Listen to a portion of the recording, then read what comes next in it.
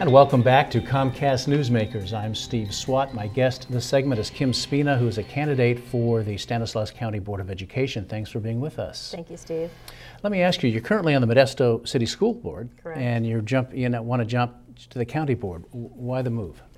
Well, I received a phone call about 3 days before I had to file my papers for the Modesto City School Board spot.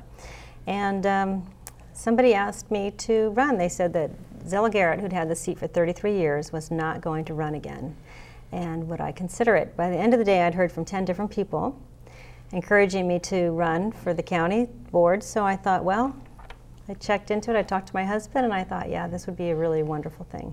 What do you consider to be the top challenge or challenges facing the board?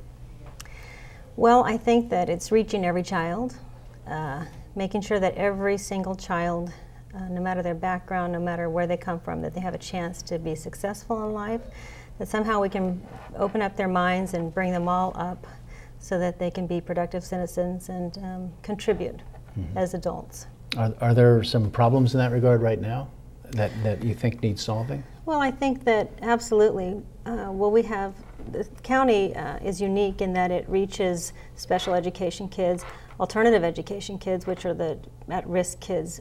For whatever reason, they're not thriving in the normal education environment, and also Head Start. But absolutely, there are kids that don't have a chance, whether it's because of their parents, lack of parenting, where they live, the poverty, or they just don't like school for whatever reason. It's turned them off. We have to reach those kids. We can't just let them fall away. I know you're a founder of the Salida Performing Arts Foundation, and you're also involved in arts on the Dean's Advisory Council at UC Merced. So obviously performing arts and the arts in general are important to you. How important do you think the arts are to students these days? Because you know, with budget cuts, they're the first to get axed. You know, it's not about arts. I'm on the Arts and Humanities Council for the Dean at UC Merced. And I'm on the President's Council at CSU Stanislaus, and also the Dean of Education's Council at CSU Stanislaus. For me, it's about, I'm not a musician and I'm not an artist, it's about opening up a child's mind.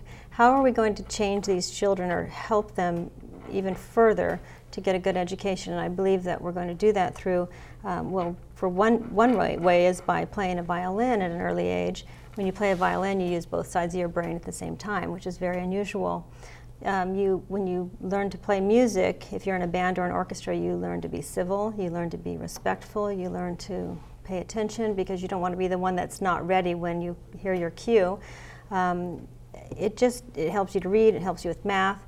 It's about opening up our minds, and I think that's the only way we can save children and help them really be the very best that they can be, is by giving them this advantage. The same thing happens when you learn a second foreign language, so I've been pushing for early education immersion.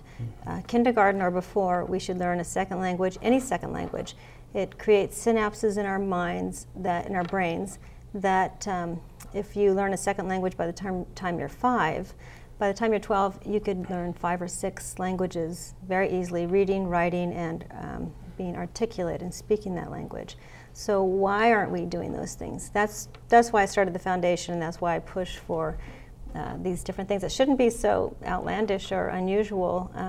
Other countries do them naturally, and I think for some reason we've fallen off that path. All right. Well, we're out of time in this segment. It does go fast, doesn't it? But Kim Spina, thanks for coming by, talking about your candidacy and some of your priorities moving forward. Thank you very much. Thank you. And thanks to our viewers for watching Comcast Newsmakers. We'll see you next time.